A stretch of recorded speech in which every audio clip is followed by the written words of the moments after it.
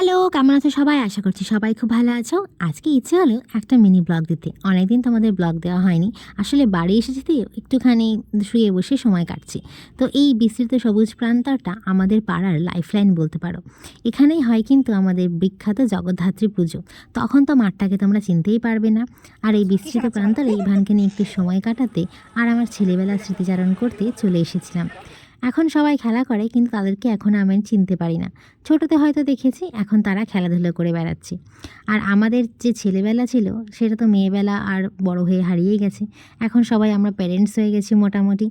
আর এই যে যারা খেলছে তাদেরকে হয়তো একটু একটু মুখ চেনা, ছোটোবেলার সঙ্গে মিল খুঁজছি। ছেলেবেলা থেকে মেয়েবেলা হয়ে ওঠার সাক্ষী এই মাঠটা। ঝগড়া ঝাঁটি খুনসুটি ভাব, বন্ধুদের সঙ্গে বোঝাপড়া সব এই মাঠে।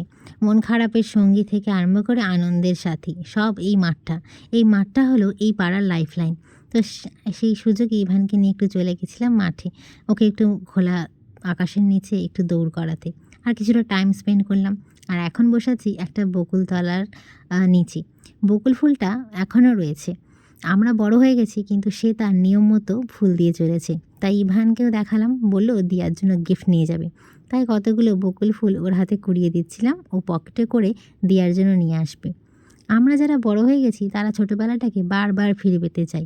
আর এই যে আমার মতো যারা দূরে থাকো, তারা যখন বাড়ি আসো তখন যেন মনে হয় সবটা যদি আগের মতো থাকতো কী যে ভালো হতো। সব জায়গাটাই জমজমাট।